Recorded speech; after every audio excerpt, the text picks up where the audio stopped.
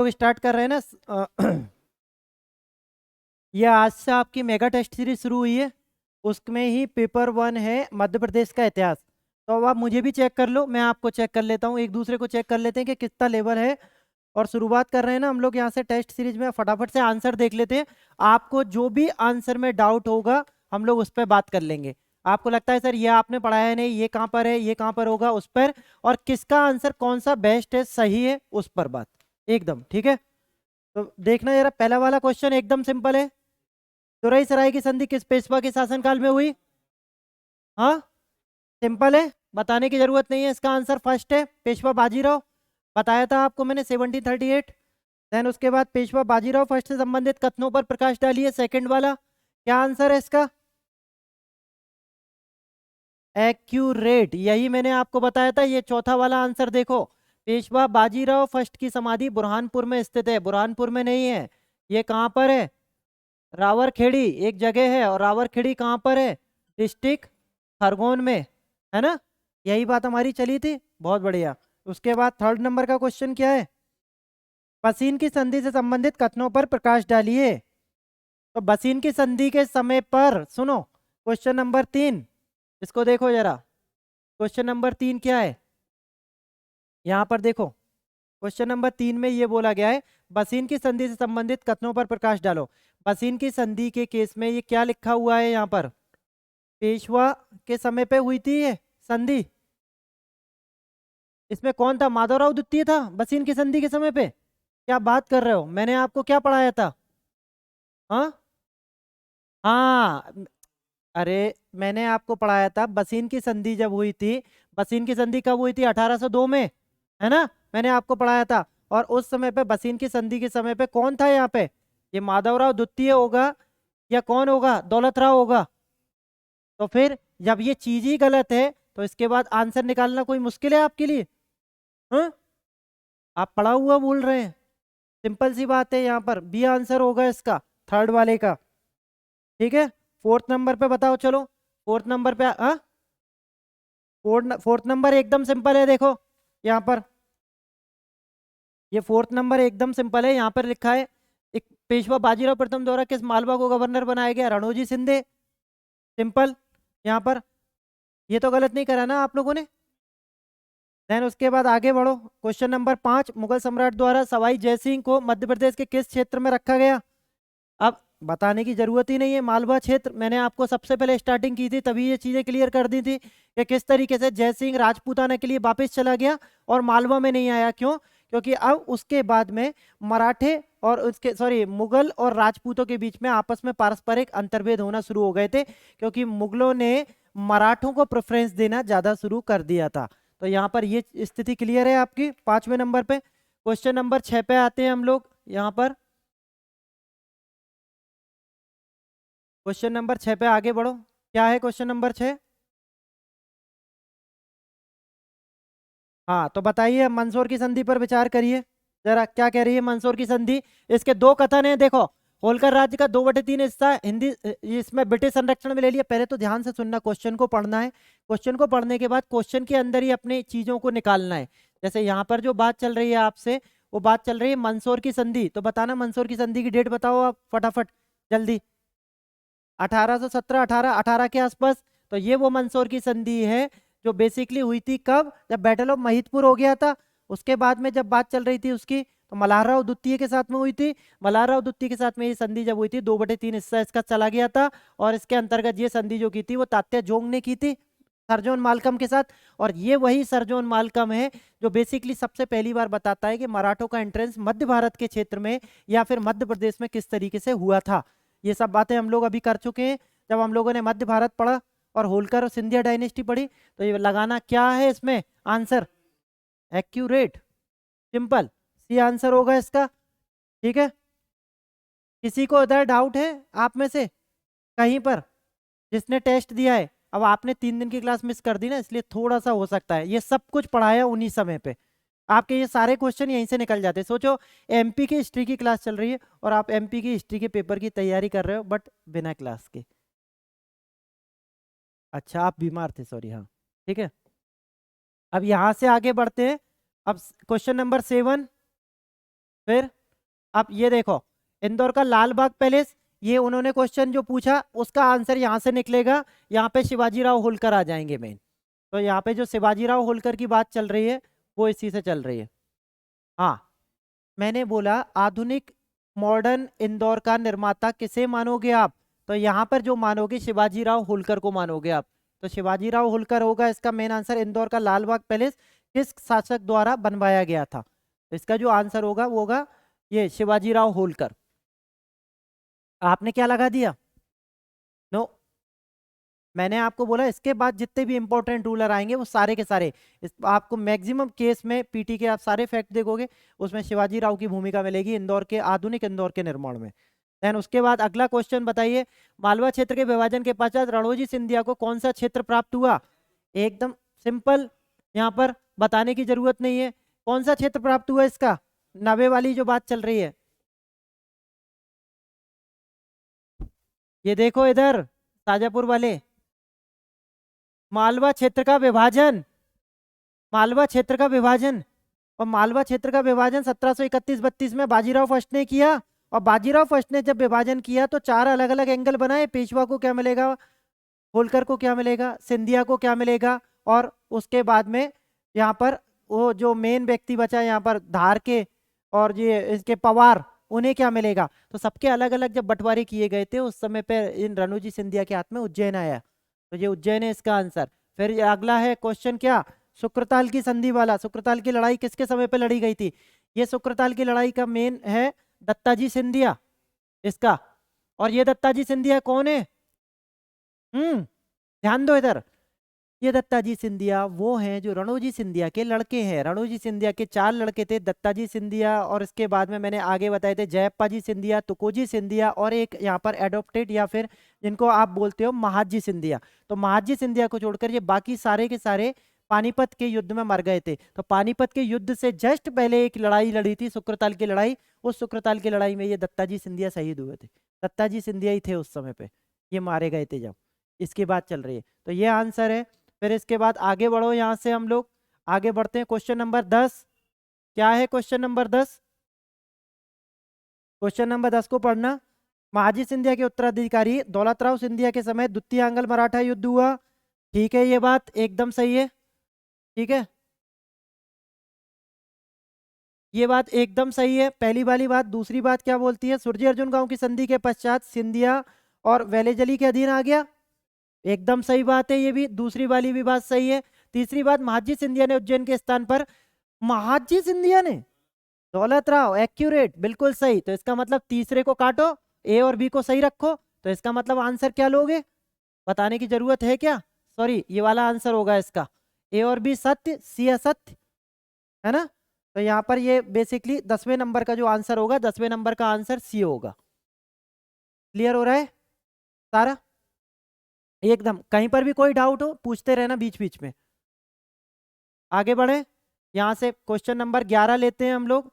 शेरशाह सूरी को अकबर का अग्रदूत अथवा पथ प्रदर्शक माना जाता है। उसने मालवा में अपना आधिपत्य स्थापित करने के उद्देश्य से किसे मालवा का सूबेदार बनाया? हाँ, एकदम सही, सुजात खां। ठीक है, सुजात खां।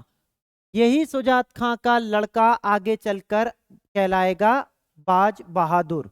तो यहाँ पर जो बात चल रही है मियाँ बायजीद, जिसको आप आगे चलकर इतिहास के पन्नों में बाज बहादुर के नाम से जानते हो, उसी का है लड़का, सुजात खां का। और इस सुजात खां को शेरशाह ने ही सबसे पहले यहाँ पर मालवा के क्षेत्रों में डिटेल किया था। तो ये एक नई हैरारकी चालू कर देगा इस वंश की। फिर उसके बाद क्वेश्चन नंबर 12 क्या कहता है, सन 1737 में भोपाल की लड़ाई में यशवंतराव पवार ने भाग लिया था। ठीक है, दूसरा वाला बोलता है सन 1760 में उदयगिरी के युद्ध में विजय के पश्चात यशवंतराव ने महादेव देवालय निर्मित किया था। ये भी बात ठीक है। धार शासक आनंदराव पवार ने पानीपत के तृतीय युद्ध में हिस्सा लिया था। ये बात गलत है एकदम। तो यहाँ पर बेसिकली हमें जो बताना है वो बात है कि आपके पास में 3 स्टेटमेंट दिए गए हैं। स्टेटमेंट 1 सही है, स्टेटमेंट 2 सही है, स्टेटमेंट सी एकदम गलत है। तो यहाँ पर आपका आंसर हो जाएगा आंसर नंबर बी, ए और बी सत्य और सी असत्य। क्वेश्चन 12 का आंसर होगा यहाँ पर बी। ए और बी। तो धार शासक आनंदराव पवार नहीं थे उस समय पे। Anandrao Pawar was the founder of Dhar dynasties, सबसे पहली बार जो मैंने आपको बताया था। और इसके बाद में इनकी डेथ हो गई थी, तो इनके उत्तराधिकारी दूसरे थे जो उस समय पर वहां पर पानीपत का तृतीय युद्ध लड़ रहे थे। तो आनंदराव पवार उस समय पे नहीं थे, ये रानोजी सिंधिया के समकालीन है आनंदराव पवार, तो ये उस समय पे यहाँ पर नहीं है। Clear? 13 number, 12 number, question number 13। इसका प्रिंट प्रॉपर नहीं आया है, लेकिन इसीलिए मैं इसको अपने साथ लेकर आया हूँ हैंडबुक को। मैं इसमें से देख लेते हैं अपन। क्वेश्चन नंबर 13, निम्न में से असत्य कथन का चयन कीजिए। सन 1728 में मालवांचल के 7% भाग पर देवास रियासत स्थापित की गई। असत्य कथन, ये कथन सत्य है बिल्कुल, ये सही है। देवास के पवार धार रियासत के उदाजी के ही वंशज हैं, एकदम सही बात है, प्रॉपर है ये बात भी। पेशवा बाजीराव ने तुकोजी प्रथम एवं जीवाजी प्रथम को मालवा रियासत सौंपी, ये दोनों ही तो हैं जिनके पास में छोटी पाती बड़ी पाती देवास की है, और इसको बालाजी ने ही किया था इनको। और यहाँ पर असत्य कथन को चुनना है तो ये है, देवास रियासत में, सुनो, देवास रियासत में तुकोजी प्रथम का क्षेत्र पवार जूनियर कहलाता था, नहीं ये पवार सीनियर कहलाता था, जिसको आप बड़ी पाती बोलते हैं। तो यहाँ पे क्वेश्चन को घुमा दिया एग्जामिनर ने आपके, और आपसे यहाँ पर उन्होंने ये पूछा है जो मैंने पढ़ाया था, मैंने आपको बताया था, देवास रियासत में तुकोजी पवार का क्षेत्र पवार जूनियर नहीं पवार सीनियर कहलाता था। तो यहाँ पर इसको पकड़ना था आपको, जूनियर को काटना था, आपको वैसे ही आंसर मिल जाता। ये असत्य कथन, और आपसे यही पूछा जा रहा है कि कौन सा कथन बेसिकली यहाँ पे असत्य है, रॉन्ग है, तो यही तो कथन रॉन्ग है। यही तो पढ़ रहे थे सिंधिया डायनेस्टी में 3 दिन से, और क्या कर रहे थे हम, कहाँ कहाँ पे कैसे कैसे अलग अलग जा रही है। आगे बढ़ो, क्या इसको बताना है भोपाल रियासत की स्थापना किसने की, है ना, दोस्त मोहम्मद खां। आगे बढ़ो 15 नंबर पर, 15 नंबर क्या है, क्वेश्चन नंबर 15। हाँ, निम्नलिखित में से कथन सत्य कथन का चूज करना है, तो मतलब यहाँ पर जो बेसिकली राइट है आपको उस पर टिक लगाना है। कथन ए और बी में दिए हैं, वजीर मोहम्मद खां की मृत्यु के पश्चात गोस मोहम्मद खां भोपाल का वास्तविक शासन बना। देखो उल्टा हो रहा है, उल्टा हो रहा है, अभी पढ़ा है, आज ही पढ़ा है हम लोगों ने कि वजीर मोहम्मद के बाद दोस्त नहीं आया, गोस मोहम्मद के बाद वजीर आया, तो क्वेश्चन घुमाया है उन्होंने, ठीक है।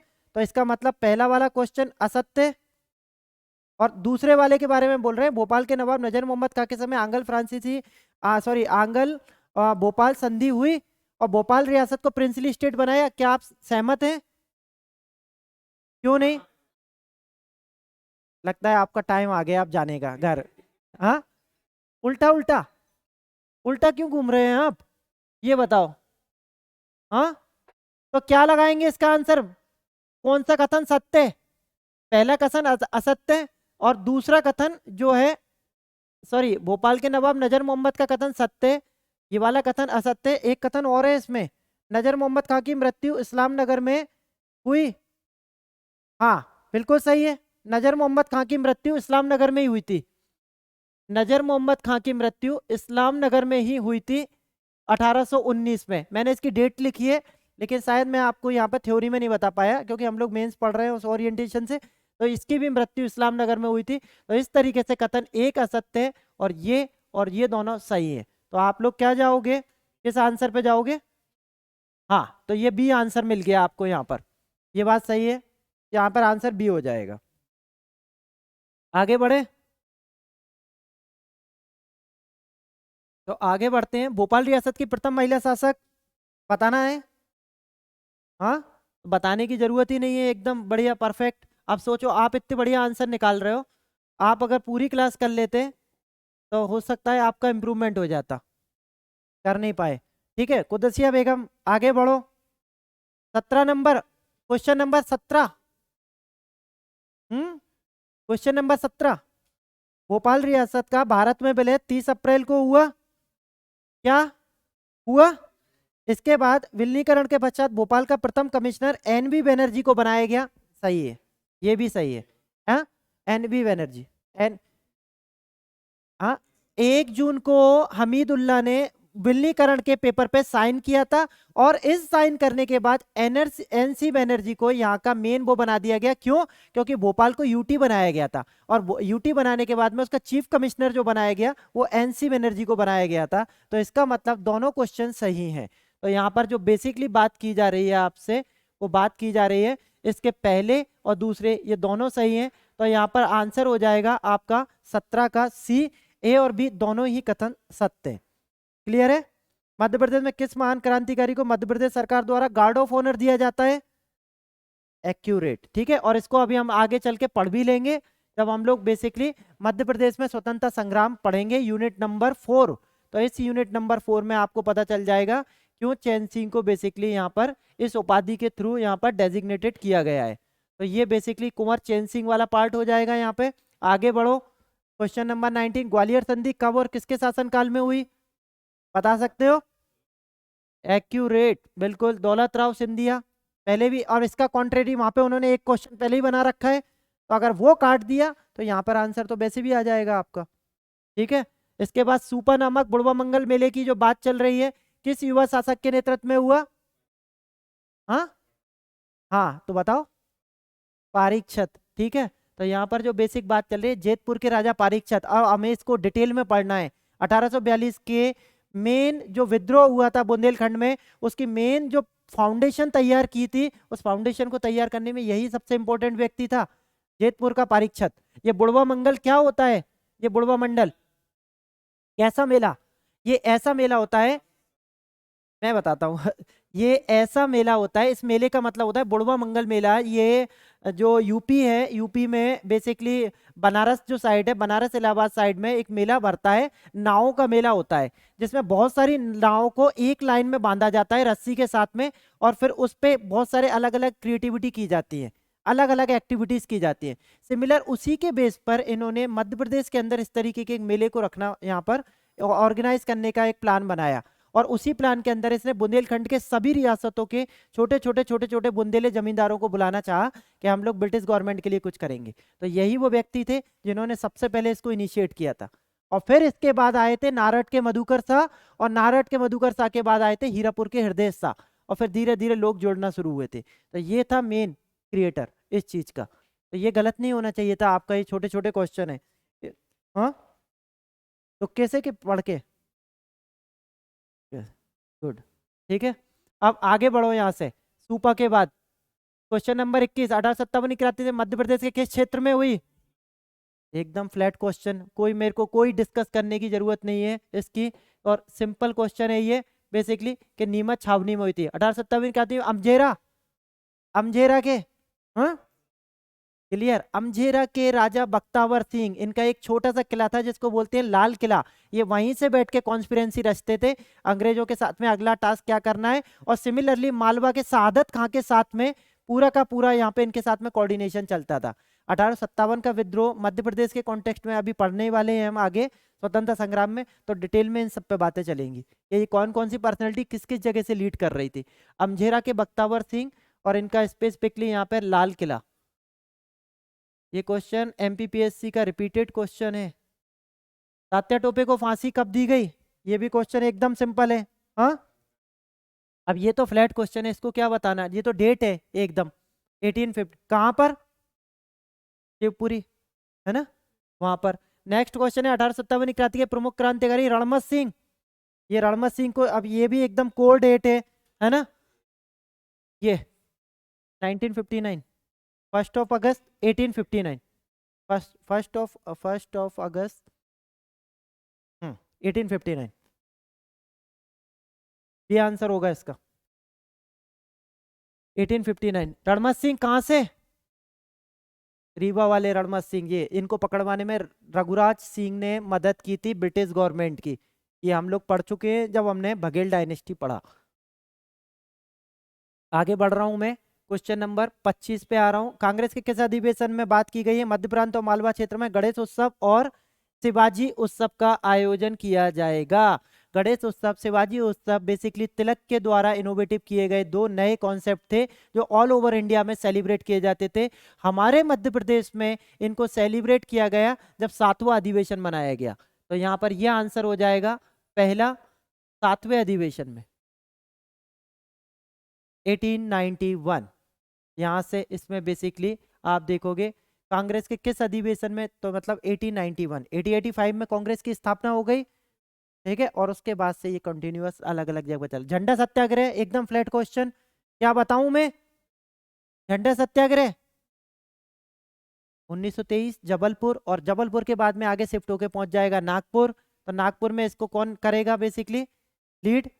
हाँ, जबलपुर में तो मेन लीडर लीड कर रहे हैं, जैसे माखनलाल चतुर्वेदी, सुभद्रा कुमारी चौहान, है ना। और उसी के साथ में फिर आगे आगे धीरे धीरे धीरे बढ़ते हुए ये नागपुर पहुंचेगा। नागपुर में इसके जो मेन लीडर होंगे वो होंगे जमनालाल बजाज, गांधी जी के 5वें पुत्र, है ना, गांधी जी के 5वें पुत्र। तो यहीं से ये बेसिकली नेशनल मूवमेंट के रूप में क्रिएट होने शुरू कर देगा। क्लियर है? जंगल सत्याग्रह के संबंध में हमें यहाँ पर बताना है अब नई चीजें कि जंगल सत्याग्रह क्या है। तो यहाँ पर बेसिकली बात चल रही है जंगल सत्याग्रह की। तो अब इसका पढ़ लेते हैं इसको पूरा। घुनघुटी जंगल के संबंध, असत्य कथन पर चर्चा करनी है ना। घुनघुटी जंगल सत्याग्रह उमरिया जिले में किया गया था। मध्य प्रदेश के छिंदवाड़ा और ओरछा जिलों का संबंध भी, एक मिनट, जंगल सत्याग्रह से है। टूरिया जंगल सत्याग्रह बैतूल जिले में किया गया था। इसका देखना है असत्य कथन, ये गलत है ना, यही तो मिल गया यहाँ पर। ये जो है ना टूरिया जंगल सत्याग्रह, ये टूरिया जो जगह है सिवनी में, टूरिया जंगल सत्याग्रह में टूरिया वर्ड जो यूज किया गया है, इन्होंने यहाँ पर बैतूल लिखा है, ये बैतूल गलत है। और बैतूल की जगह पे यहाँ पर आ जाएगा शिवोनी, सिवनी। ये आंसर है इसका एकदम क्लियर। बस छोटे छोटे वर्ड पकड़ो, आंसर अपने आप आएगा, काट पीट के आंसर लेकर आना है, एलिमिनेटिंग प्रोसेस निकालो अपना, ठीक है। तो ये एक आंसर एकदम सिंपल है, यहाँ पर बताने की जरूरत नहीं है। फिर अब आगे आओ, यहां से क्वेश्चन नंबर 28। चरण पादुका नरसंहार में शहीद नहीं हुआ था, क्या लगा रहे हो आप लोग आंसर, क्या मान रहे हो? एकदम बिल्कुल सही, देशपत बुंदेला सबसे इंपॉर्टेंट व्यक्ति था जो बेसिकली 1857 के विद्रोह में इसने सबसे ज्यादा उपद्रव शुरू किया था। बुंदेलखंड के चरखारी जेतपुर वाले एरिया से था ये, और इसका बहुत इंपॉर्टेंट रोल है 1857 के विद्रोह में। तो जब ये व्यक्ति 1857 के विद्रोह में है, तो बेसिकली 1857 से 1931 की बात चल रही है चरण पादुका की। तो इसका मतलब इतना लंबा टाइम पीरियड इसका हो नहीं सकता। तो यहाँ पर ये आंसर हो जाएगा देशपत बुंदेला, देशपत बुंदेला होगा। अच्छा, आपने गलती की, देना चाहिए आपको, ठीक है, और आपकी आपकी ये दे रहे हैं। क्वेश्चन नंबर 29, फटाफट बताओ इसका आंसर। भोपाल राज्य प्रजामंडल की स्थापना 1938 में हुई थी। हाँ, चलो ठीक है, आगे बढ़ो। भोपाल राज्य प्रजामंडल के मंत्री मौलाना तरजी मशरिकी एवं चतुर नारायण मिश्र थे। बिल्कुल सही है, मौलाना तरजी मशरिकी एकदम सही है। और इसके अलावा चतुर नारायण मालवीय, ये भी सही है। तो इस तरीके से यहाँ पर ये दोनों सही है, क्या मिल रहा है? ए असत्य, ये तो गलत है, ये भी गलत है। ए और बी दोनों का असत्य तो नहीं है, असत्य नहीं है, हाँ ये मिल गया ना। क्वेश्चन नंबर डी, ये है ना, असत्य नहीं है, मतलब दोनों सही है। हाँ, आप लोगों ने क्या लगाया? सही है, ठीक है। फिर क्या गुड यार, आप लोगों का सही परफॉर्मेंस चल रहा है फिर। चलो आगे बताना। सविनय विज्ञान आंदोलन के दौरान मध्य प्रदेश के किस क्षेत्र में महात्मा गांधी ने दौरा किया था? कैसे गलत कर दिया? मैक्सिमम केस में, मैक्सिमम केसेस में पूरा का पूरा स्वतंत्रता संग्राम में सबसे ज्यादा एक्टिव रूप से जो पार्टिसिपेट हुआ है वो मध्य प्रांत का हुआ है। और मध्य प्रांत मतलब महाकौशल का एरिया, और इस महाकौशल के एरिया को ही सबसे ज्यादा गांधी जी और मेन जो नेशनल लीडर है उनने विजिट किया था। तो यहाँ पर जो आंसर होगा वो जबलपुर, जबलपुर। तो जबलपुर बेसिकली यहाँ पर मेन है इसमें आंसर। इसके बाद क्वेश्चन नंबर 31 की हम लोग बात कर रहे हैं। क्वेश्चन नंबर 31 पे आ जाते हैं हम लोग। क्वेश्चन नंबर 31 क्या है? निम्न में से किस क्रांतिकारी को मध्य प्रांतीय युद्ध समिति का अध्यक्ष बनाया गया था? सेठ गोविंद दास, एक्यूरेट एकदम, ठीक है, ये अध्यक्ष बने थे। और ये द्वारका प्रसाद मित्र उसके उपाध्यक्ष बने थे। तो सेठ गोविंद दास को इसका अध्यक्ष बनाया गया था। एकदम सिंपल आंसर है। अभी हम इनको पढ़ेंगे, ठीक है। हमने भारत का स्वतंत्रता संग्राम नहीं पढ़ा ना मध्य प्रदेश में, इसलिए हो सकता है आपसे छूट रहे हो ये, ठीक है। तो आप बॉदर फील मत करना, जितना आपको आता है उतना ही परफॉर्म करो। कई चीजें ऐसी हैं जो अभी हमने पढ़ी नहीं है क्लास में, तो भारत के स्वतंत्रता संग्राम में सब कवर होगा, पूरा का पूरा, कहाँ कहाँ पे क्या क्या हुआ। क्वेश्चन नंबर 32, निम्न में से किस प्रांतीय नेता की अध्यक्षता में नागपुर में राष्ट्रीय मंडल का गठन किया गया। सबसे इंपॉर्टेंट व्यक्ति है इसमें दादा साहब खापर्डे, और यही दादा साहब खापर्डे ने मध्य प्रांत की राजनीति में उथल पुथल मचाया था। जब मैंने आज ही आपको बताया था कि किस तरीके से रविशंकर शुक्ल और खापर्डे के बीच में ये चल रहा था कि मराठियों को ज्यादा यहाँ पर वैल्यू दी जाएगी या प्रमोशन दिया जाएगा, या फिर यहाँ पर मध्य प्रांत के लोगों को दिया जाएगा। तो इसी वजह से 1948 के बाद में रविशंकर शुक्ल की महत्वता धीरे धीरे मध्य प्रांत में बढ़ना शुरू होती है। तो ये खापर्डे है इसका आंसर, दादा साहब खापर्डे। नहीं तो मराठी हमारा पूरा बरार का हिस्सा आ जाने के बाद सीपी बरार पूरा वो बन गया, मराठी बन गया। बाद में 8 जिले हमने उन लोगों को दिए, लेकिन ये बेसिकली खापर्डे ही है इसका आंसर, खापर्डे ही होगा। 33 बताओ, मध्य प्रदेश के किस क्रांतिकारी ने जलियांवाला बाग की हत्या के विरोध में वायसराय की कार्यकारिणी की सदस्यता त्याग दी थी। 2 व्यक्ति थे इसमें, इसमें यहाँ पर एक ही मिल रहा है, विष्णु दत्त शुक्ल, ये है विष्णु दत्त शुक्ल। 2 व्यक्ति थे, उसमें से एक व्यक्ति है विष्णु दत्त शुक्ल की बात चल रही है। इन्होंने कार्यकारिणी को त्याग दिया था। ये थोड़ा सा लेंदी क्वेश्चन है, थोड़ा सा टफ क्वेश्चन है, ये हो सकता है आउट ऑफ रीच आपकी गया हो, इसका लेवल थोड़ा सा इंप्रूव करता है, ज्यादा हाई है, ठीक है। सन 1195 में मोहम्मद गौरी ने त्रिभुवनगढ़ पर हमला किया था। ये त्रिभुवनगढ़ पर हमला किया था, ठीक है। और ये किस वंश के अधीन था। अब देखना इसकी जो बात चल रही है, ऐसे क्वेश्चन हालांकि 2-5 क्वेश्चन ऐसे रहते हैं जो वाकई में टफ होते हैं। हम लोग इसको ऐसे समझते हैं, त्रिभुवनगढ़ का जो एरिया है इसमें मोहम्मद गौरी ने अटैक किया था, और ये बेसिकली ये यहाँ पर इनसे जुड़ा हुआ है, ये यदुवंशी कुमार पालों से। आपने क्या लगाया? नहीं नहीं, परमर्दी देव नहीं, चंदेलों का इससे। हाँ, वो बेसिकली जब गुलाम डायनेस्टी आई थी, गुलाम वंश आया था, उस गुलाम वंश के बाद से चंदेलों की हालत खराब शुरू हुई थी। उसी समय पे चौहानों ने अटैक किया था परमर्दी देव पर, और उसके बाद में लास्ट अटैक अलाउद्दीन खिलजी ने किया था हम्मीर वर्मन पर, ठीक है। ये यदुवंशी कुमार पाल इसका आंसर होगा, ठीक है। क्वेश्चन नंबर 35, 1195-96 में गजनी लौटते समय गौरी तुगरिल को ग्वालियर किले पर कब्जा करने का निर्देश दे गया। इसकी जानकारी किस ग्रंथ से मिलती है? फुतूत सलातीन नहीं है, तारीख मुआसी, तबकात ए नासिरी, एकदम सही है ये वर्ड, ठीक है। ये देखो, हाँ, यहाँ पर जो हमें मिलता है वो है ये तबकात ए नासिरी, ये सही है मिनाजुस सिराज की, मिनाज उल सिराज, तबकात ए नासिरी, ये बताता है इस वर्णन के बारे में। वैसे भी मैं जो किताबें लिखाता हूँ मैक्सिमम मैं ही लिखाई देता हूँ। 1202 में ऐबक के कालिंजर दुर्ग पर आक्रमण के समय निम्नलिखित कथनों पर विचार कीजिए। परमर्दी देव ने आत्मसमर्पण किया तथा कुछ धनराशि और हाथी ऐबक को सौंपने पड़े, ये बात एकदम सही है, बिल्कुल सही है ये बात। उसके बाद दूसरा क्वेश्चन, दूसरा है संधि की शर्तों के पालन से पूर्व भी परमर्दी देव की मृत्यु हो गई, ये भी सही है, ये इसको अटेम्प्ट ही नहीं कर पाया। आगे जयपाल की सेना ने बिना शर्त समर्पण कर दिया, ये भी सही है। ऐबक ने कालिंजर का किला हसर अर्नल, बिल्कुल ठीक है, ये चारों बातें सही है, एकदम सही है। क्यों, कौन सा वाला नहीं पता था आपको? एक्चुअल में हुआ क्या कि जब परमर्दी देव को हराया गया, कालिंजर, बांदा, महोबा इनके मेन दुर्ग के रूप में थे। जब परमर्दी देव को हराया गया, परमर्दी देव ने हारने के बाद में अपनी अधीनता स्वीकार की और संधि की शर्तों का पालन करने के लिए तैयार हो गया। जब तक ये पालन करता, इन बिटवीन इसकी डेथ हो गई। इसकी डेथ के बाद में इसके लड़के ने उन शर्तों का पालन करने के पूरा का पूरा वो किया, इसी ने समर्पण किया। समर्पण करने के बाद में इस पूरे राज्य को अब सल्तनत ने अपने अधीन ले लिया, और यहाँ पर इन्होंने सल्तनत का एक इंपॉर्टेंट गवर्नर या सूबेदार डिटेल कर दिया, नियुक्त कर दिया, जिसका नाम था हसन अर्नल। जैसे जैसे मालवा में मलिक उल मुल्तानी को डिटेल किया गया था, तो जैसे इसी तरीके से आप कालिंजर जीतने पे बुंदेलखंड में आप देखेंगे यहाँ पे हसन अर्नल। तो इसका मतलब सभी विकल्प सही हैं, ये होगा इसका, एकदम सभी विकल्प सही है, ठीक है। अब इसके बाद यहां से आगे बढ़ो,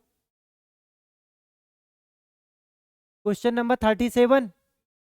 अब इस ये तो फ्लैट क्वेश्चन है, इसको बताना है क्या रुकमणी? आपके क्वेश्चन सही हो रहे हैं? कैसे, पढ़ाई से कि तुक्के से? Very good. 38 मार्क्स हैं आपके, बढ़िया, बहुत अच्छे। हाँ, और आपके कितने हैं? 40 बता रहे हो ना आप?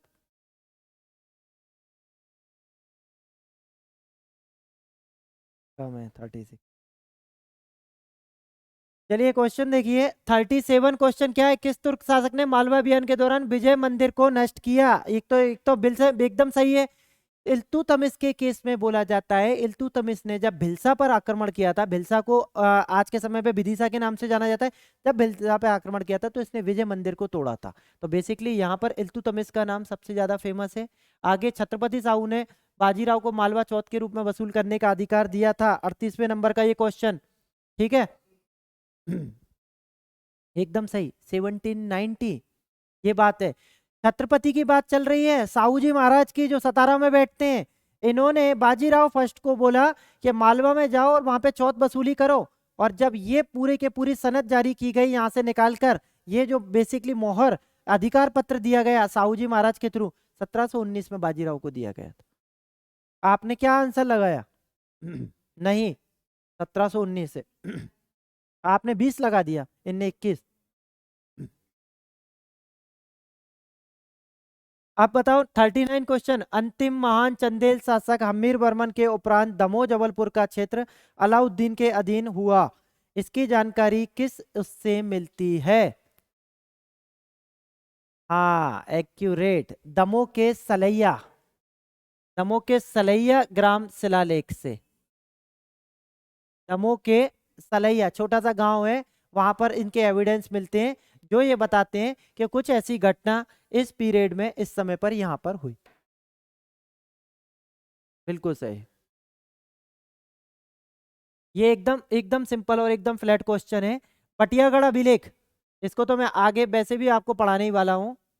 तो बेसिकली यहां पर जो बात चल रही है, एक मिनट, एक मिनट बस।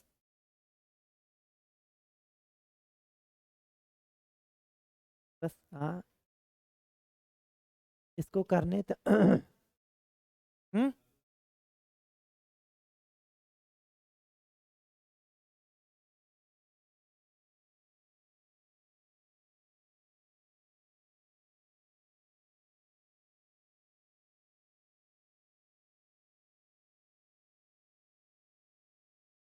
हम्म, मैं बुला देता हूँ। अरे उसको चला देना, तो पीडीएफ चला गया।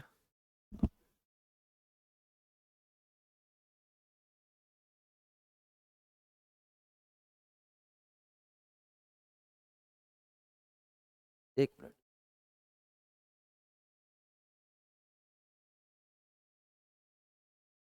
चलो ठीक है। क्वेश्चन नंबर कितने पे थे? 40। बटियागढ़ अभिलेख एकदम सिंपल है, बताने की जरूरत नहीं है। बटियागढ़ अभिलेख दमोह से जुड़ा हुआ है, दमोह के पास में जगह है वहां से, और ये मोहम्मद बिन तुगलक से जुड़ा हुआ है। हाँ, मोहम्मद बिन तुगलक, मोहम्मद बिन तुगलक एकदम अप्रोप्रिएट। मोहम्मद बिन तुगलक के सारे एविडेंस उसी से मिलते हैं। हाँ, इन्होंने आंसर क्या दिया है? गयासुद्दीन तुगलक दिया है क्या? और चौथा आंसर क्या है? एक मिनट रुकिए बस। हाँ, इनिशियल फेस में अगर इसका जो पहला विवरण मिलता है, वो पहला विवरण गयासुद्दीन के साथ मिलता है, लेकिन मेन सबसे इंपॉर्टेंट जो विवरण मिलता है वो बेसिकली मोहम्मद बिन तुगलक के साथ मिलता है। लेकिन अगर इसमें गयासुद्दीन रखा है तो इनिशियल बेस में गयासुद्दीन ने ही मोहम्मद बिन तुगलक को यहाँ पर डिटेल किया था मालवा के क्षेत्र में। तो गयासुद्दीन भी आज का आंसर सही है, गयासुद्दीन तुगलक भी इसका आंसर सही है। गयासुद्दीन लगाया ना आपने? गयासुद्दीन भी तुगलक सही है। अगर हाँ, अगर मोहम्मद बिन तुगलक होता तो थोड़ा डाउट दे सकता था, क्योंकि दोनों के अभिलेखों में बटियागढ़ अभिलेख सबसे ज्यादा फेमस है दमोह, दमोह का। ठीक है, तो ये हो सकता है ऐसा कि इसके चौथे वाले में ये इनका क्वेश्चन आ गया आपका, जो आप बार बार बात करते थे कि सूबे कितने हैं। हाँ क्या? एकदम सिंपल।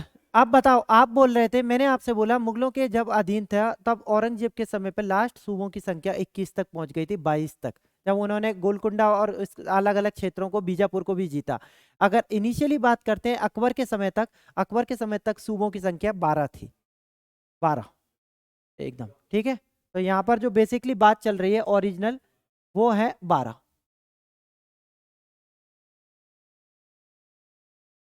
नहीं, ये तो बताया ही था मैंने, 12। ठीक है। अच्छा, ये बताने की जरूरत है, धर्मत का युद्ध कहाँ लड़ा गया? धर्मत कहाँ पर है आज के समय में? एकदम सही, उज्जैन। ठीक है। तो धर्मत जो है, धर्मत जगह जो है, ये वार ऑफ सक्सीजन लड़ा गया था। और वार ऑफ सक्सीजन के अंतर्गत औरंगजेब और दारा सिकों की लड़ाइयां चल रही थी। धर्मत चली, सामूगढ़ चली, फिर देवरा चली, देवरा के बाद खजवा, खजवई में चली। तो ये मेरे 4 लड़ाइयां चली थी अलग अलग। सबसे शुरुआत जो पहली हुई थी वो धर्मत के साथ हुई थी। धर्मत हमारे मध्य प्रदेश में उज्जैन के पास में एक जगह है। ये इसके बाद चौथी लड़ाई के बाद में फाइनली दारा सिकों को हटाकर औरंगजेब उत्तराधिकार के युद्ध में अपना राज सिंहासन प्राप्त करता है। तो उसकी बात चल रही है। ठीक है। अब इसके बाद आगे बढ़ो यहाँ से। सादियाबाद का नाम मांडू, एकदम सिंपल है यहाँ पर। तो यहाँ पर जो बात चल रही है, सादियाबाद को मांडू के नाम से भी जाना जाता है ना? क्यों आपने गलत क्यों कर दिया मांडू? सिटी ऑफ जॉय भी, इसको इसी को सादियाबाद के नाम से भी जाना जाता है, बिल्कुल सही है। इसको सादियाबाद के नाम से भी जानते हैं, ये सही बात है। ठीक है। अब यहाँ से आगे बढ़ो।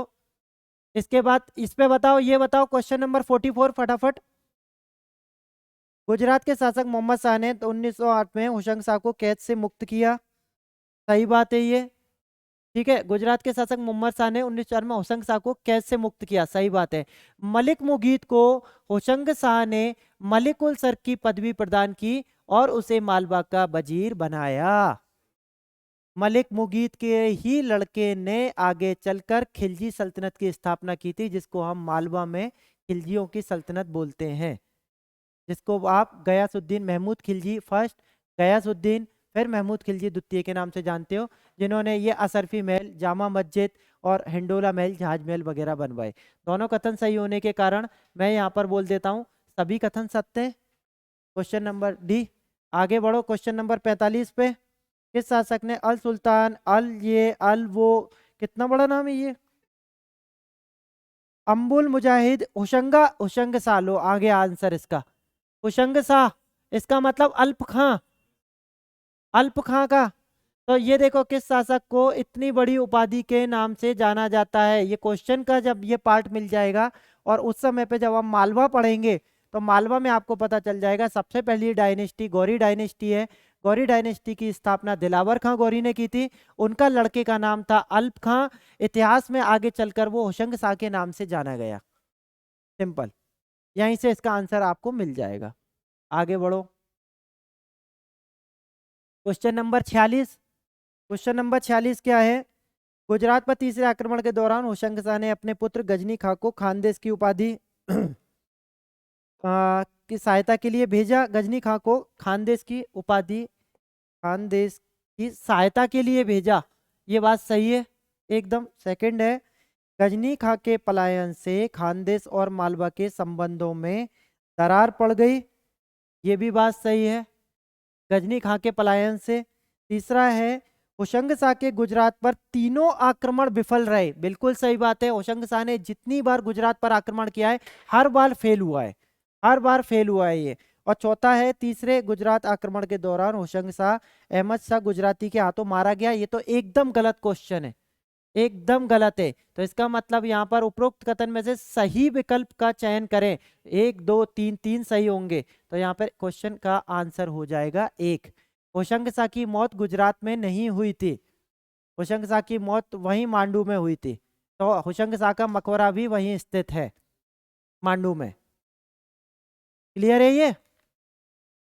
आपने दिया था पेपर, वो देखो मोबाइल में बिजी है। कितना क्वेश्चन सही है आपका?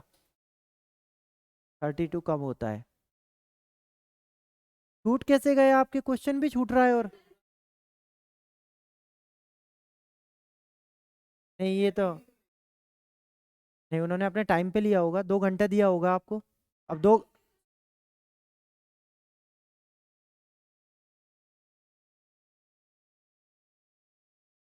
कब से स्टार्ट हुआ था पेपर? हाँ हाँ हाँ। हम्म।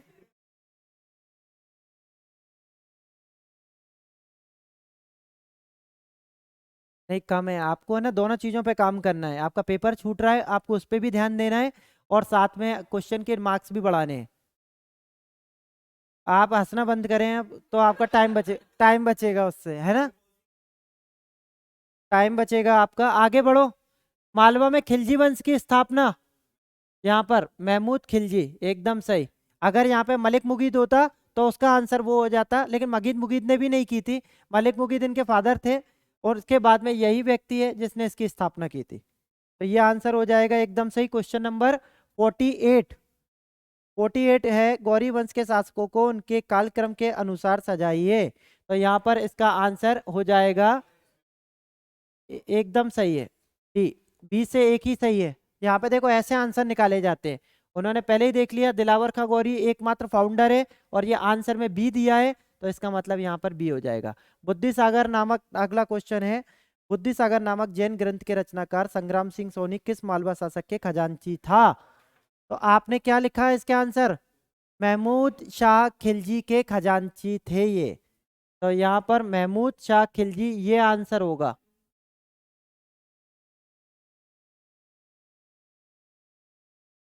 महमूद शाह खिलजी होगा इसका आंसर।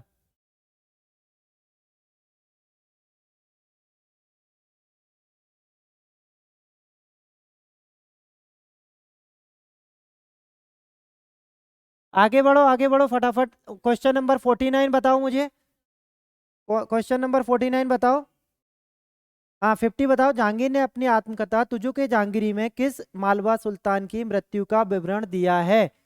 मालवा सुल्तान नासिर शाह, एक्यूरेट। नासिर शाह इतना क्रूर शासक था कि इसके समय पे इसके सबॉर्डिनेट भी नहीं बोलते थे। ऐसा बोला गया है कि तुझो के जहांगीरी में जहांगीर ये बोलता है कि ये व्यक्ति के बारे में जब इसको सूचना मिली तब जहांगीर उज्जैन में था, और जब उसको सूचना मिली तो ये बताया कि मालवा का मांडू का जो शासक है ये नासिर शाह, ये अपने हरम में जो तालाब है उस तालाब में स्नान कर रहा था, और उसी तालाब में इसकी डूब के मृत्यु हो गई। इसके सबॉर्डिनेटों को लग रहा था वो डूब रहा है, लेकिन उन्होंने उसके डर के मारे उसे नहीं बचाया, कि हो सकता है वो अगर आ गया बच गया तो वो उसी को ना मार दे। तो इसलिए है ना, उसको उसको ये पता चला, तो उसने इन सब का पूरा विवरण उसमें इस तरीके से दिया है। तो यहाँ पर बेसिकली जो बात चल रही है वो बात चल रही है इस व्यक्ति के बारे में। ये है इसका आंसर। क्वेश्चन नंबर 51 देखते हैं। मालवा के खिलजी वंश के शासकों को उनके क्रम में सजाइए। तो देखो ये तो महमूद शाह खिलजी फर्स्ट हो गया यहाँ पर, पहली बात। उसके बाद में सेकंड पे गयासुद्दीन आएगा, फिर उसके बाद में नासिरुद्दीन आएगा, ये भी सही है, और ये चौथे पे आ जाएगा। अरे ये तो क्रम ही लग गया इनका, ABCD। एकदम सही, पहला क्वेश्चन का आंसर ही हो जाएगा ये तो। ऐसे ही तो पढ़ना था हमें, ये तो क्रम ही लगा के दे दिया उन्होंने, हमें कोई ज्यादा इसमें मेहनत नहीं करना पड़ेगी, है ना। तो यहाँ पर ए हो जाएगा। 52 है। सुजात खां की मृत्यु के बाद निम्न में से कौन मालवा का सुल्तान बना? सुजात खां की मृत्यु के बाद, एक्यूरेट, मियां बाईजीत, जिसे आप इतिहास में बाज बहादुर के नाम से जानते हैं। तो यहाँ पर बात चल रही है सुजात खां की मृत्यु के बाद।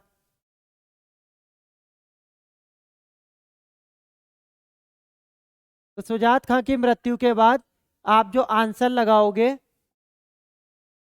ये मियां बाईजीत होगा इसका आंसर। नहीं, वो कादिर खां था।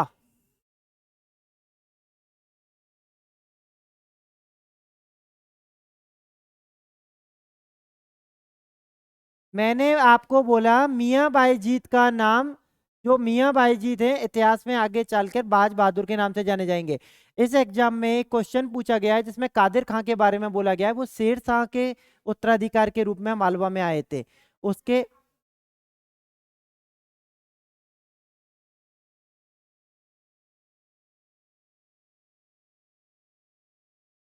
नहीं, मैं आपको बता दूंगा, ठीक है। आगे क्वेश्चन नंबर 53।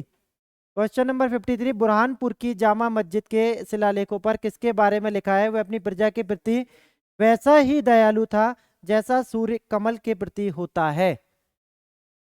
राजा अली खां। राजा अली खां, ये पता नहीं, हमने अभी शायद अभी पढ़ा नहीं है।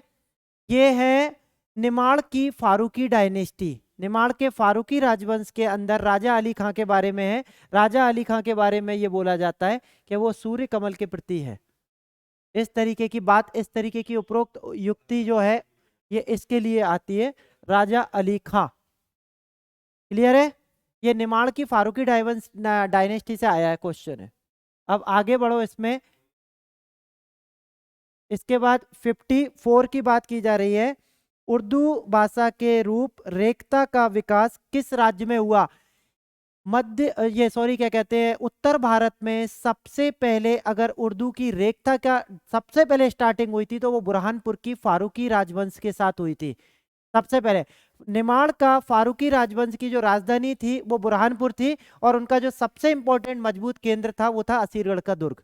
तो यहाँ पर जो बेसिक बात चल रही है, तो यहाँ पर जो आंसर होगा, वो आंसर जो बनेगा वो बनेगा बुरहानपुर। हिंदी और फारसी के मेल से बनती है रेखता उर्दू, तो बिल्कुल यहीं पर आई थी सबसे पहले यहाँ। हाँ हाँ बिल्कुल, तो यहाँ पर जो दक्कन में बात चल रही है, तो दक्कन में उस समय पे आई थी, और दक्कन से यहाँ पर हमारे मध्य प्रदेश में सबसे पहले बुरहानपुर में आई, तो उसकी बात चल रही है। ठीक है, क्वेश्चन नंबर 55।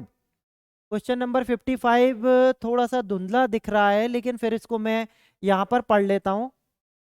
मैं इसको यहाँ पढ़ लेता हूँ कि ये यहाँ क्या कहना चाह रहा है। गढ़ा के शासकों का प्राचीन विवरण रामनगर के संस्कृत शिलालेख पर है। एकदम सही बात, मैंने भी यही बताई थी आपको। गढ़ा शासकों का दूसरा विवरण सिलीमेन देता है, ये भी बात सही है। ठीक है, हाँ, अब ये दूसरा भी सही है इसका। और इसके बाद में तीसरी सूची कैप्टन वार्ड ने मंडला जिले की बंदोबस्त रिपोर्ट में दी है, ये भी सही है, ये कैप्टन वार्ड आ जाएगा। और चौथी सूची 18वीं शताब्दी में एक ये ग्रंथ है गणेश नृप वर्णन, बिल्कुल सही। ठीक है, तो इसमें भी है। तो ये तीन चीजें मैंने पढ़ाई थी, एक चीज मैं भी नहीं बता पाया था आपको, बट उन्होंने इसका एक क्वेश्चन बना दिया यहाँ पर, that means all of this correct. तो केवल यहाँ पर ABC क्वेश्चन का इसका आंसर होगा, ABCD सब सही है। तीन सोर्स मैंने आपको बताए थे जब हम गोंडवाना का इतिहास पढ़ रहे थे, एक नहीं बताया था। अगला क्वेश्चन देखो, क्वेश्चन नंबर 56। क्या? क्वेश्चन नंबर 56, और वो है, क्या बात है, रस, तो गलत किससे हुआ फिर? नहीं हुआ ना किसी से गलत, परसों ही पढ़ाया है मैंने। रस रत्न माला, रस रत्न माला संग्राम शाह, तो परसों ही पढ़ा है हमने इसके बारे में, है ना। आगे बढ़ो। अपने अंतिम युद्ध में रानी दुर्गावती, ये भी मैंने 50 बार बोल बोल के, है ना, तो बताने की जरूरत नहीं है, सरमन हाथी पर ही जाती थी वो। अब इसके बाद आगे बढ़ो। मुझे नहीं पता था कि हम लोग है ना बोलने बोलने में इतने क्वेश्चन सही कर देंगे। आगे बढ़ो। मंडला दुर्ग में आगे क्या लिखा है? मंडला दुर्ग में राजराजेश्वरी मंदिर किसके द्वारा बनवाया गया? मंडला, मंडला, जब जब हाँ, मंडला राजधानी नरेंद्र शाह लेके गए थे, तभी जाके गढ़का टंका के गोंड गढ़ा मंडला के गोंड कहलाने लगे, है ना। तो इसका आंसर नरेंद्र शाह होगा, नरेंद्र शाह। आप लोग छोटी छोटी बातें नहीं पकड़ते, मैं इतना बोलता हूं।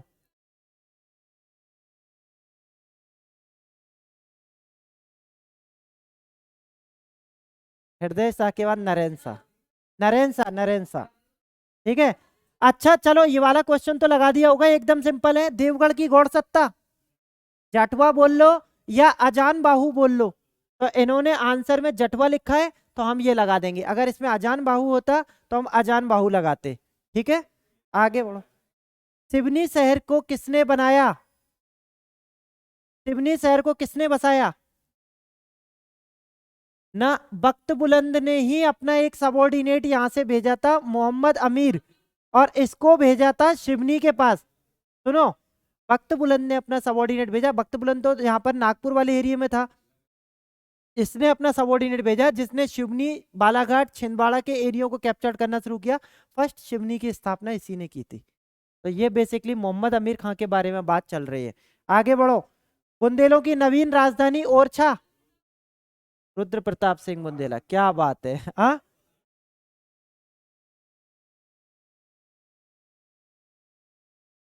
आगे बढ़ो, हाँ। चलो, क्वेश्चन अगला बताना, जिंजीगढ़ का विजेता किसको बोला जाता है? चल, सुनो, मैंने आपको ओरछा के बुंदेले पढ़ाए, दतिया के बुंदेले पढ़ाए, चंदेरी के बुंदेले पढ़ाए, और उसी के साथ में पन्ना के बुंदेले पढ़ाए। साथ में कुछ नोट्स प्रोवाइड कराए। उसमें चंदेरी डायनेस्टी में जब आप पढ़ोगे, इस चंदेरी डायनेस्टी में से एक है दलपत राव। उन दलपत राव को यहाँ पर इसलिए बोला जाता है क्योंकि इन्होंने औरंगजेब को मदद की थी मराठों को हराने में। जिंजीगढ़ एक दुर्ग है जो महाराष्ट्र में पड़ता है, इसको जीतने में की थी। औरंगजेब ने इन्हें ये उपाधि दी थी कि आप जिंजीगढ़ के विजेता हैं। तो औरंगजेब के थ्रू दी गई उपाधि थी ये। तो दलपत राव को दी थी ये उपाधि। तो यहाँ पर जो बात चल रही है वो दलपत राव के केस की चल रही है। क्वेश्चन नंबर 63, किस शासक ने पेशवा बाजीराव को अपना दत्तक पुत्र मानकर अपने राज्य का तीसरा हिस्सा दिया? तो बताने की जरूरत ही नहीं है, ये तो आंसर आपको पता है, छत्रसाल बुंदेला। आगे बढ़िए। ये क्वेश्चन रिपीटेड है, एमपीपीएससी पूछ चुकी है इसी साल। रीवा नगर की स्थापना किस शासक द्वारा की गई? तो क्या लगाओगे आप इसका आंसर? विक्रमजीत। बावन ने किस बघेल शासक का उल्लेख अपने उसमें किया है? बाबर। बाबर के समय। मेरी पूरी मे, मेरी मेहनत क्यों मिट्टी पलीत कर दोगे? वीर भानु हुमायूं के समकालीन है। वीर सिंह देव। वीर सिंह देव। वीर भानु इस समकालीन ऑफ हुमायूं। हुमायूं के समकालीन था। वीर सिंह देव होगा इसका। बाबर ने अपनी तुजुके बाबरी में इस बात को लिखा है कि उस समय बघेल डायनेस्टी का राजा था वीर सिंह देव। मैंने सबकी हायरार्की पूरी कंक्लूजन तुलनात्मक अध्ययन से बताई थी। वीर सिंह देव। ठीक है, आगे बढ़ो। 66, रीवा किले में मृत्युंजय नाथ के मंदिर का निर्माण किसने करवाया था? नो, भाव सिंह। ये है। ये लोग मैंने आपको बोला था, जो रीवा के बघेल राजवंश के लोग हैं, ये जगन्नाथपुरी के मंदिर को बहुत ज्यादा प्राथमिकता देते हैं। तो जो पुरी के जगन्नाथ है, वहां से ये लोग उस मंदिर की स्थापना के लिए मूर्ति लेकर आए थे। रीवा के अपने उसमें इसने स्थापित किया था, इस व्यक्ति ने किया था, भाव सिंह ने। और उसके बाद महामृत्युंजय शिव के मंदिर को भी बनाकर यहाँ पर वो किया। महामृत्युंजय का मेला भी रीवा में ही लगता है। महामृत्युंजय का मेला भी रीवा में ही लगता है। हाँ, आगे बढ़ो। भाव सिंह के बाद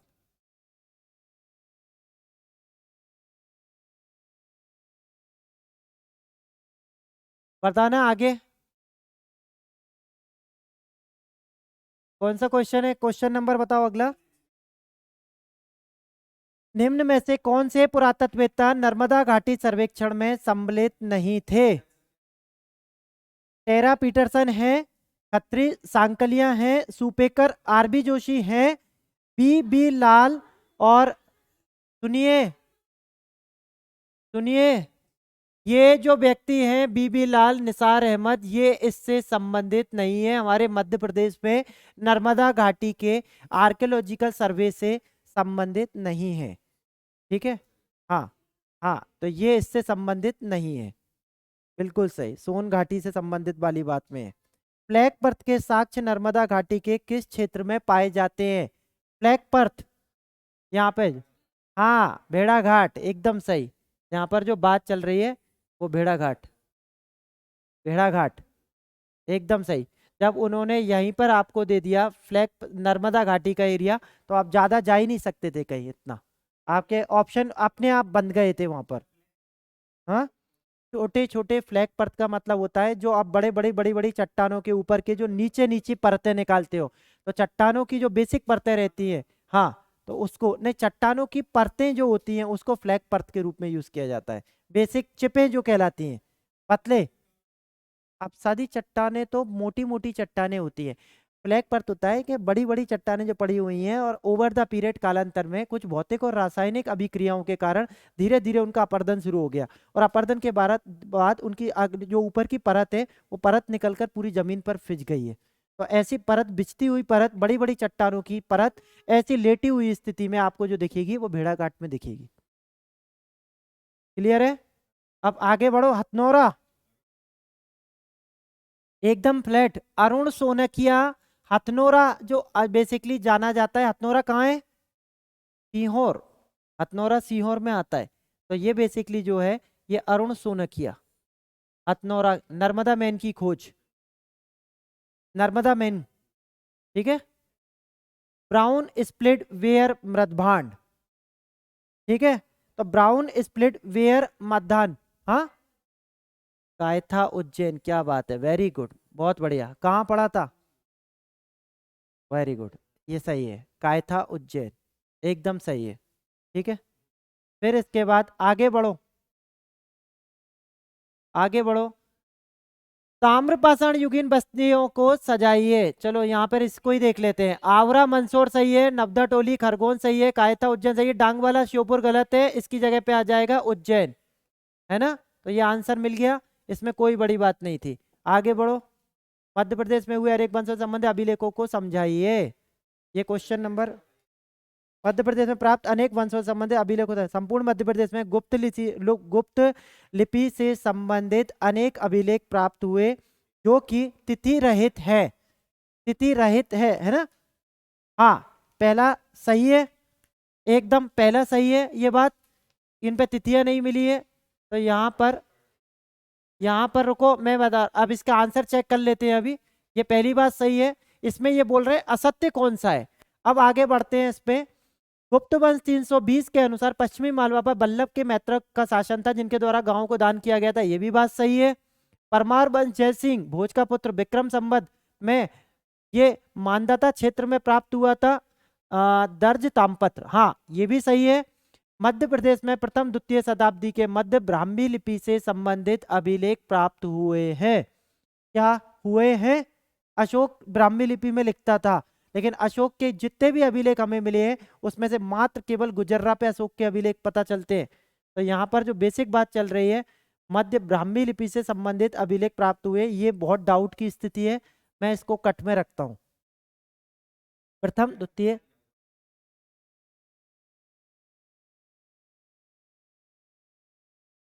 हम्म, गुप्तों के मैं बता रहा हूँ, गुप्तों के मैक्सिमम जितने अभिलेख हैं जो हमारे मध्य प्रदेश में मिले हैं, चाहे वो हमें एरण से मिले हो, चाहे वो मंदसौर से मिले हो, चाहे वो सतना से मिले हो, उनमें से, हाँ, चाहे वो सूपिया से मिला हो, इनमें से जितने भी हैं उनमें डेट के बारे में ये नहीं लिखा कि किस गुप्त वंश के राजा ने इसको बनवाया था, सिवाय एक के छोड़कर भानुगुप्त का एरण अभिलेख। तो उससे पता चलता है कि इस समय पे गुप्त डायनेस्टी का एक किंग भानुगुप्त था।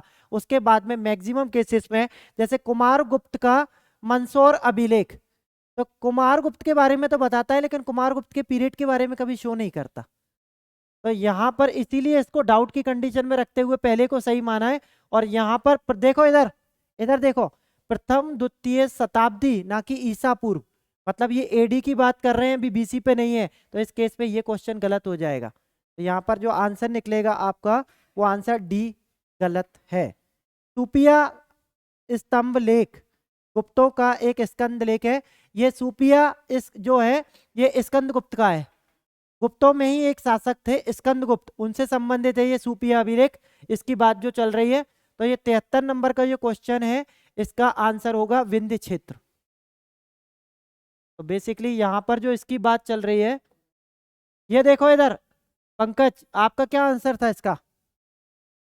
नहीं, विंध्य क्षेत्र इसका आंसर होगा, ठीक है। अब उसके बाद आगे बढ़े। मध्य प्रदेश के किस जिले में इंडो ग्रीस शासकों की मुद्राएं प्राप्त हुई हैं? क्या? बिल्कुल गलत, इंदौर। छोटे छोटे क्वेश्चन है, पता नहीं क्यों गलत कर दिया आपने। एकदम सिंपल। प्रथम गुप्त शासक कौन है जिसकी मुद्राएं मध्य प्रदेश में प्राप्त हुई? पहला गुप्त शासक समुद्रगुप्त, जिसकी मुद्राएं यहाँ पर मिलना शुरू हुई।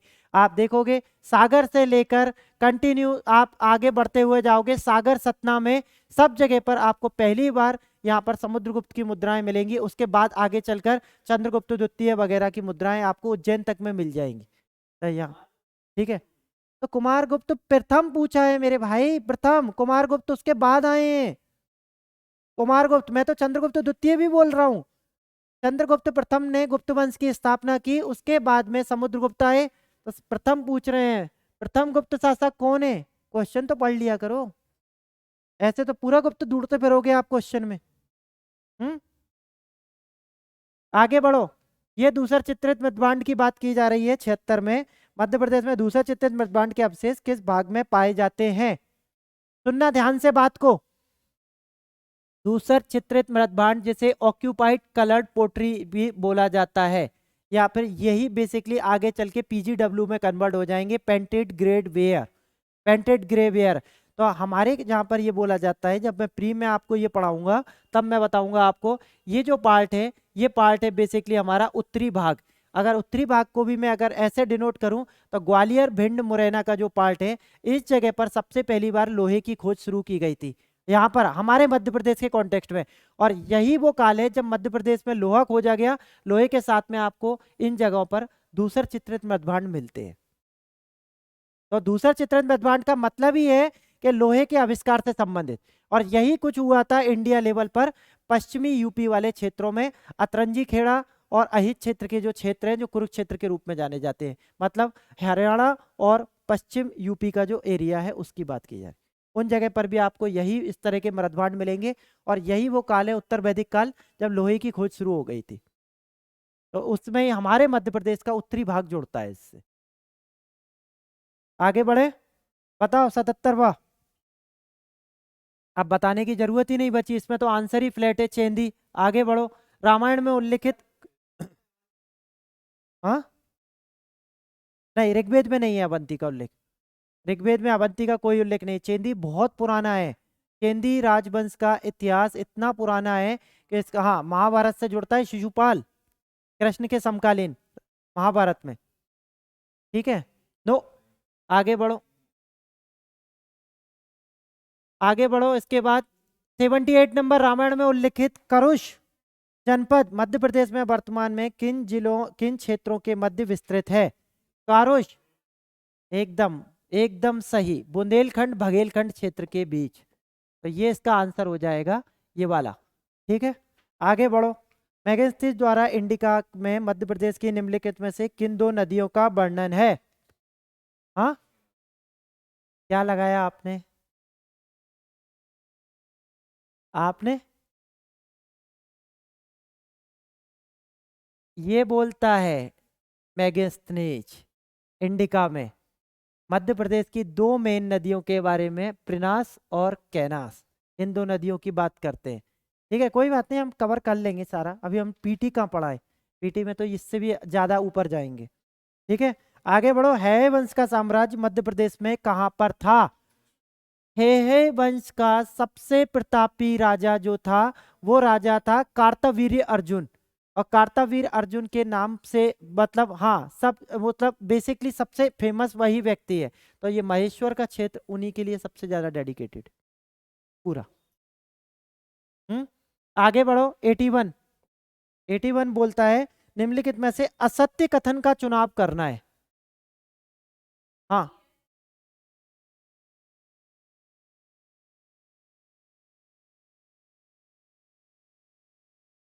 अब देखो, क्या मैं जो बात कर रहा हूं वो है असत्य कथन का चुनाव। हाँ, जमदग्नि के, बताओ। हाँ,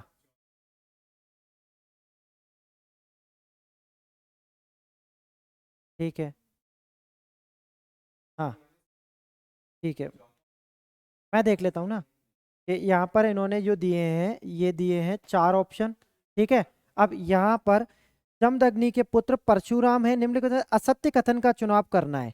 तो यहाँ पर जमदग्नि के पुत्र परशुराम है, ठीक है, ये पुत्र बिल्कुल सही है, ठीक है, परशुराम है, ये बात सही है। दूसरा दे रहे हैं शत्रुघाती का शासन विदिशा में था, एकदम सही बात है, शत्रुघाती ने विदिशा की स्थापना की थी। पन्ना राज्य की नींव राम के पुत्र कुश के वंशजों द्वारा रखी गई थी, ये भी बात एकदम सही है। हाँ,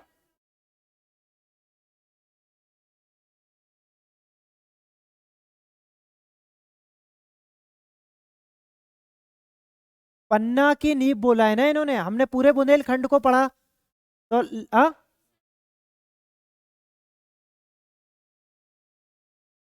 अच्छा इन्होंने कुछ दे रखा है इसीलिए आप लोग कंफ्यूज हो गए थोड़ा सा। तो इन्होंने जो आंसर दिया है, इन्होंने आंसर क्या रखा है, एक मिनट, रामायण काल में यदुवंशी नरेश मधु जो दंडकारण्य के शासक थे, लव कुश के समकालीन थे, ये कथन तो मुझे लग रहा है गलत है। हाँ, ठीक है ठीक है, इसमें इसको थोड़ा आप कंफ्यूज हो गए, क्या आंसर रख रहे हैं, इधर देखो, इसमें आंसर डी बता रहे हैं ना, है ना। हम लोगों ने जो पढ़ा था वो पढ़ा है ये कि यहाँ पर ये जो है ये कुश की जगह पर लव के वंशों से शुरुआत थी, इसलिए आपका थोड़ा सा यहाँ पे स्लाइडली मिस्टेक कर गया, है ना, कोई बात नहीं। इन लोगों ने इसको 8 वो रखा है ना, इसको रख लो, आप रिजर्व में रख लो, हम लोग आराम से इस पर डिटेल में, मैंने भी वही पढ़ा था, ठीक है, तो देख लेंगे। आगे बढ़ो, 82 अगला वाला, कुररघर और सुदर्शनपुर मध्य प्रदेश की किस जनपद के प्रसिद्ध नगर हैं, एकदम फ्लैट है, एकदम फ्लैट क्वेश्चन, मतलब एक इसमें तो फ्रैक्शन ऑफ सेकंड भी नहीं लगना चाहिए।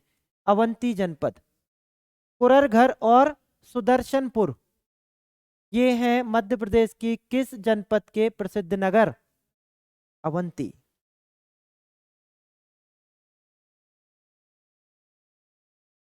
चलो कोई बात नहीं, जो छूट गया, एक ही क्वेश्चन में था जो आपने डाउट किया है, मैंने इतने बताए, आपने उत्तरों को तो सही नहीं किया। आगे बढ़ो, आगे बढ़ो, क्वेश्चन नंबर 83, जैन ग्रंथ भगवती सूत्र के अनुसार सम्राट अशोक 18 वर्षों तक अवंती का प्रांतपाल रहा है। एक मिनट रुक जाओ, चीनी यात्री फाहियान के अनुसार सम्राट अशोक द्वारा 84,000 स्तूपों का निर्माण, ये एक्यूरेट है एकदम बात, हाँ हाँ, ये बात तो एकदम सही है। तो यहाँ पर जो बात चल रही है इसका मतलब ये है कि पहली बात सही है, और ये जैन ग्रंथ भगवती सूत्र जो बताता है सम्राट अशोक 18 वर्षों तक ना, ये गलत है, इसकी जगह पे 11 वर्ष आएंगे, 11 साल तक रहा है, 11 साल तक अवंती का प्रांतपाल बना रहा। तो और दूसरा वाला क्वेश्चन सही है, इसका मतलब ये हो जाएगा बी सत्य ए असत्य, ठीक है।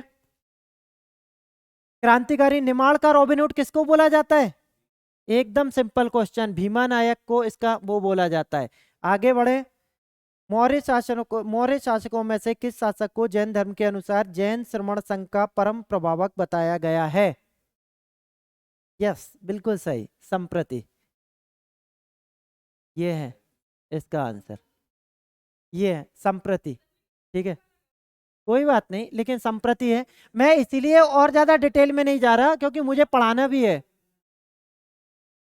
ठीक है, मुझे तो पढ़ाना भी है ये, इसलिए मैं ज्यादा डिटेल में नहीं जा रहा वैसे भी। आगे बढ़ो, इसके बाद पुष्यमित्र शुंग द्वारा अंतिम मौर्य सम्राट बृहद्रथ की हत्या के पश्चात मध्य प्रदेश के किस शहर को राजधानी बनाया गया था, शुंग वंश के शासकों ने विदिशा को राजधानी बनाया था।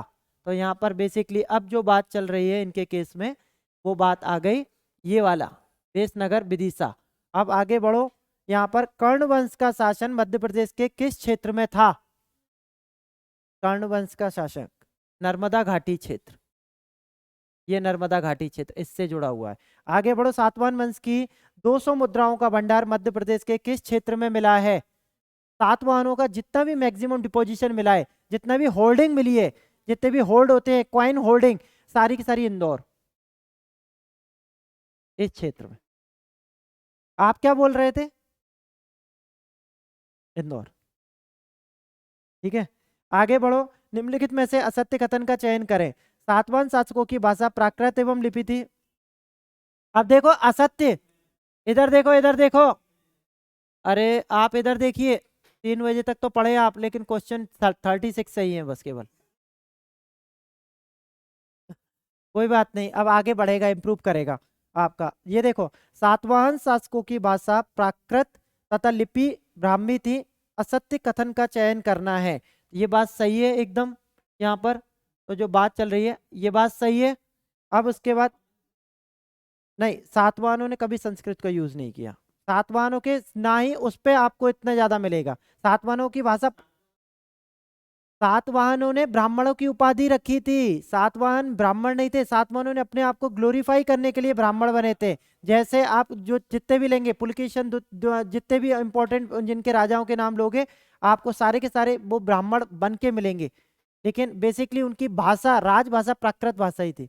आप इतिहास के में देखे ना उठा के, आप इतिहास के टीचर से पूछ लेना, वो भी आपको यही बताएंगे। सातवाहन वंश के समय क्या हुआ? समाज समाज मात्र संतात्मक था, है ना। वशिष्ठी पुत्र पुलवामी, है ना। तो इस तरीके के लोग जो अपने टाइटल में माता का नाम रख रहे हैं, क्या शो कर रहे हैं? सातवाहन वंश का मात्र संतात्मक होना। सातवाहन शासकों के समय प्रसिद्ध साहित्यकार पद्माकर भास्कर थे, ये बात गलत है, एकदम गलत है। लेकिन मैं चौथा और पढ़ लूं। सातवाहनों ने अजंता एलोरा की गुफाओं का निर्माण अमरावती कलाओं का, एकदम सही है। तो सातवाहनों का ये वाला पॉइंट सही है, ये वाला पॉइंट गलत है। इन्होंने पूछा है असत्य कथन का चयन, तो यहाँ पर ये तीसरा वाला आंसर हो जाएगा। आगे बढ़ो। मध्य प्रदेश के किस क्षेत्र में रोमन सिक्के प्राप्त हुए हैं? ये 90। यहाँ पर मध्य प्रदेश के किस क्षेत्र में रोमन सिक्के, ये मंदसौर होगा इसका आंसर, मंदसौर। मध्य प्रदेश के किस क्षेत्र से रोमन सिक्के मिले हैं? मंदसौर होगा इसका आंसर। ठीक है, आगे बढ़ो। 91। निम्नलिखित में से किस क्षैरात शासक का तांबे का सिक्का शिवपुरी संग्रहालय में संरक्षित किया गया है? अर्थ। ठीक है, ये तुक्का था लेकिन मुझे पता था ये थोड़ा सा डेप्थ क्वेश्चन है। ठीक है, ये थोड़ा डेप्थ है। अर्थ। ठीक है, शिवपुरी में इसका सिक्के हैं, शिवपुरी संग्रहालय है, जिला संग्रहालय कहलाता है, उसमें इसके सिक्के मौजूद हैं। अर्थ। आगे बढ़ो। निम्नलिखित में से किस वंश के शासक के सिक्कों पर चैत्य चिन्ह तथा उज्जैन का दृश्य अंकित किया गया है? किस शासक की बात चल रही है? कार्दमक वंश। ठीक है, तो यहाँ पर वंश की बात चल रही है, कार्दमक वंश। ठीक है, आगे। कुषाण वंशीय किस शासक का ताम्र सिक्का मध्य प्रदेश के तेवर जिले से प्राप्त हुआ है? तेवर मतलब तेवर मतलब त्रिपुरी, त्रिपुरी मतलब जबलपुर, वासुदेव फर्स्ट। ठीक है, तो यहाँ पर ये बात चल रही है वासुदेव फर्स्ट। इसके बाद 94 पे हैं। कुषाण शासक कनिष्क प्रथम के समय राजवेद चरक तथा राजकवि अश्वघोष थे, बिल्कुल सही बात है। ये कुषाण वंश का अंतिम शासक कनिष्क प्रथम था, जो वासुदेव प्रथम का उत्तराधिकारी था, एकदम गलत बात है ना। तो बेसिकली यहाँ पर आप देखोगे ये पहली बात सही है, दूसरी बात गलत है। कथन है सत्य, कथन भी, मतलब एक क्वेश्चन सही होगा 94 का, तो 94 का एकदम आंसर आपको पता चल जाएगा यहाँ पर। आगे बढ़ते हैं हम लोग। 95 यहाँ पर नागवंश की राजधानी विदिशा से पद्मावती किस शासक के काल में स्थानांतरित की गई? भीमनाग। गलत कर दिया आप लोगों ने। ठीक है, तो यहाँ पर जो बात चल रही है वो है इस व्यक्ति के बारे में, भीमनाग। भीमनाग के काल में हुआ था ये। नचना कुठार मंदिर निम्नलिखित में से किस वंश से संबंधित है? हम लोग पढ़ चुके हैं, है ना, तो बताने की जरूरत नहीं है। नचना कुठार, बुमराह, इसके बाद में और जितने भी इंपॉर्टेंट जब भी हमने पढ़े थे सारे के सारे। उसके बाद निम्नलिखित पर विचार कर सत्य कथन का चयन करें। गुप्त काल में चांदी के सिक्के दीनार कहलाते थे, ये बात गलत है एकदम। 97 पे की पहला वाली बात गलत है इसकी, तो ये तो सत्य हो ही नहीं सकता। अब दूसरा पढ़ते हैं। मंदिर निर्माण कला का उदय गुप्त काल में हुआ, एकदम सही। ठीक है, तो बी सत्य। 97 का यहाँ पर जो आंसर होगा उसके अंतर्गत बी सत्य है। अब कोई आंसर इसके बाद हो ही नहीं सकता। लास्ट 3 क्वेश्चन और बचे, इनको और देख लेते हैं। इसके बाद अगला है 90, कौन सा है, 98 पे बात कर लेते हैं। निम्नलिखित गुप्त शासकों को कालानुक्रम सजाइए। समुद्र, चंद्रगुप्त, घटोत्कच, श्रीगुप्त। श्रीगुप्त से शुरुआत कर देना, आपका आंसर आने लगेगा। श्रीगुप्त से शुरुआत करोगे आपका आंसर आने लगेगा। यहाँ पर श्रीगुप्त को पहले रख देना आप। 1 मिनट रुकिए। यहाँ पर श्रीगुप्त को पहले रख दीजिए आप। अब उसके बाद में सेकंड नंबर पे घटोत्कच को रख दीजिए। देन उसके बाद में तीसरे नंबर पर आप रखेंगे चंद्रगुप्त प्रथम को, फिर उसके बाद समुद्रगुप्त को, और उसके बाद इसको। तो ये आंसर आपको डी में मिल जाएगा, एकदम सही। डी आंसर हो जाएगा आपका। ये आपके, हाँ देखो ना आप, पूरा का पूरा मिला के ये डी में मिल रहा है।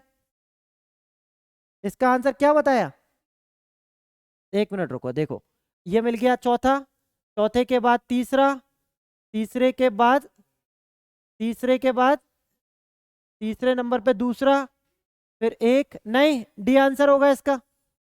नो, डी आंसर होगा 100% एक्यूरेट। तो आप सुन नहीं पाए होगे, आप आंसर चेक कीजिए।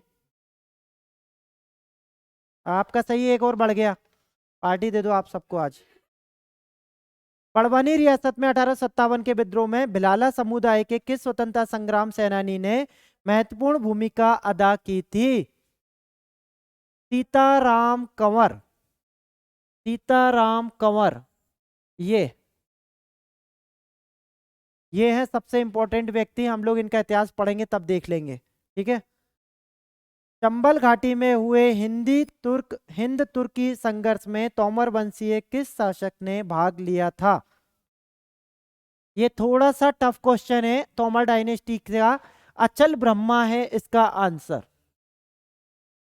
अचल ब्रह्मा तोमर है इसका आंसर, ठीक है। इसी के साथ ये पेपर आपका रिवाइज हो गया पूरा। एक बार मिला लेना, कहीं डाउट होगा तो हम बाद में बात कर लेंगे, ठीक है। Thank you.